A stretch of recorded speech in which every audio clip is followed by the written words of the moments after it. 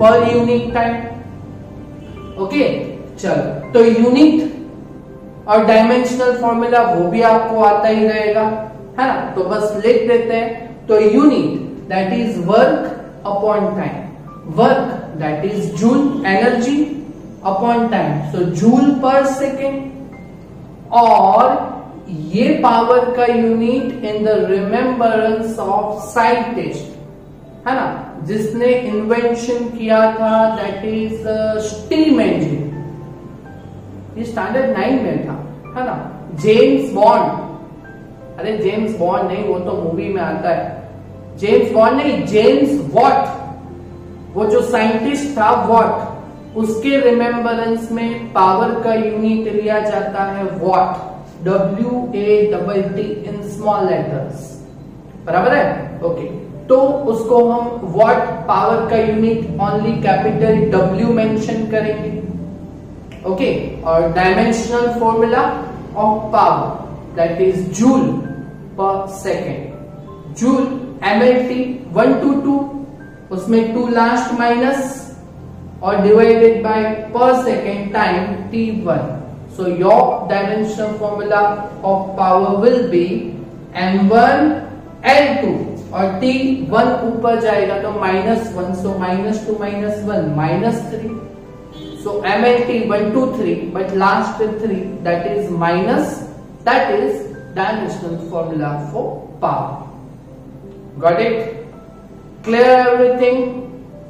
पक्का पावर का कॉन्सेप्ट के बेस यहाँ पे 3 इक्वेशन समझ में आ गए ना। तो ये 3 इक्वेशन के बेस 3 एमसीक्यू समझा देता हूं, है ना। ऐसा जरूरी नहीं है कि यही है ना। कॉन्सेप्ट समझिए, उसके बेस कोई भी एमसीक्यू आप सॉल्व कर सकते हैं।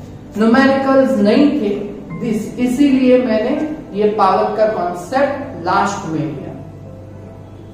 ओके, ये सीरीज एंड पैरेलल रेजिस्टर्स का जो टेक्स्ट में टॉपिक है ना, उसके पहले ये पावर का टॉपिक था। ओके, तो ये मैंने समझा दिया, उसके बेस हम 3 एमसीक्यू यहाँ पे देखेंगे। ओके, तो देखिए 3 बहुत ही इजी एमसीक्यूज है। If increase in current of bulb is 1%, okay, bulb को आप सप्लाई देते हो, है ना, तो उसमें से जब करंट पास होता है तो यहाँ पे करंट का इंक्रीजिंग आपको परसेंटेज दिया गया हुआ है, that is increase, that is percentile error in current. Percentile error 11th standard में स्टडी किया था ना, I that is current, fractional error that is delta I upon I। Okay, चलो देन पावर का इंक्रीज या डिक्रीज हमें study करना है, बट R इज कांस्टेंट, तो relation between power, current and resistance, R constant है, तो ये 3 में से कौन सा इक्वेशन यहाँ पे अप्लाई होगा? Power, current and resistance, that is P is equal to I square R, है ना। तो P प्रोपोर्शनल टू, एक यहाँ पे इक्वेशन ही है ना, P is equal to I square R, resistance constant है। ओके, तो ऐसे लिख सकते हैं P proportional to I square. Okay, अभी देखो इंक्रीज और डिक्रीज ऐसे 4 एमसीक्यू है, 2 + 2, तो यहाँ पे करंट का क्या हुआ है? इंक्रीज है ना, करंट इंक्रीज है। ओके, तो power and current are directly proportional to the square of current.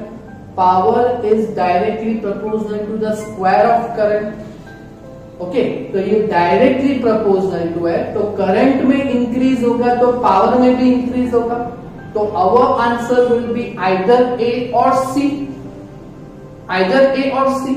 Okay, B और D तो कैंसिल हो जाएगा, समझ में आ रहा है ना। ओके, तो A या C में से कोई भी टिक करेंगे, अरे ऐसे थोड़ी ना कुछ टिक मार्क करेंगे, सॉल्व करना पड़ेगा ना।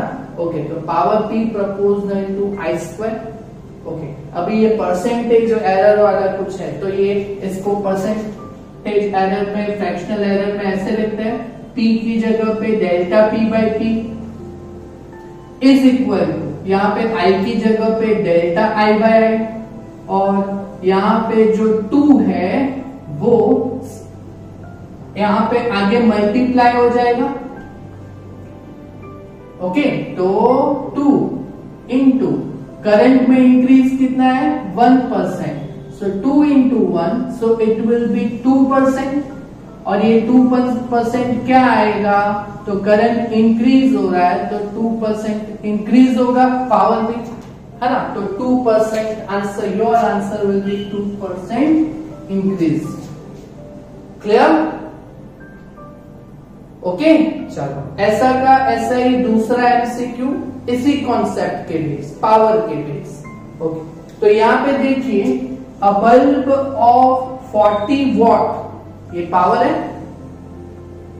एंड 200 वोल्ट, तो ये वोल्टेज है। It is connected with a supply of 100 volt. Okay, तो पावर है, वोल्टेज है, और अगेन वोल्टेज है, तो हमें क्या फाइंड करना है, पावर फाइंड करना है। ओके, तो P1 P2 V1 V2 ऐसे होगा।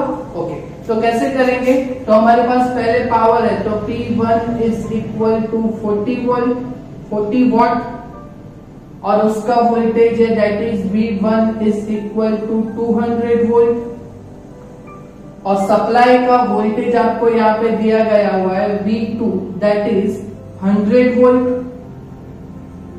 है ना। तो उसका सप्लाई का पावर फाइंड करना है, दैट इज P2 फाइंड करना है हमें। ओके, तो पावर और वोल्टेज का relation, but again resistance constant, तो पावर का वोल्टेज के साथ का relation with resistance that is P is equal to V square by R।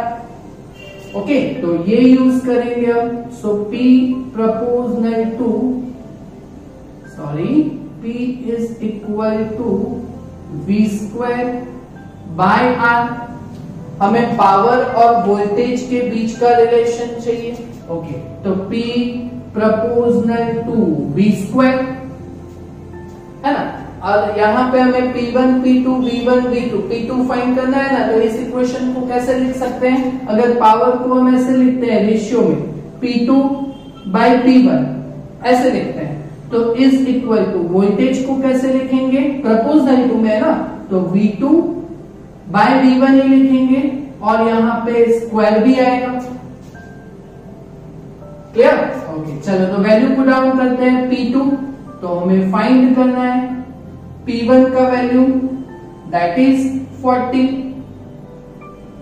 Is equal to V2 by V1, V2 100 V1 200, so 100 square भूलिएगा मत। Okay, 100 bye 200 का square, सो P2 का answer आएगा 40 मल्टीप्लाई हो जाएगा यहाँ पे जाके। ओके, और 100 बाय 200, तो ये 2 0 तो कैंसल हो जाएंगे, है ना। तो 1 बाय 2 का स्क्वायर दैट इज 1 बाय 4।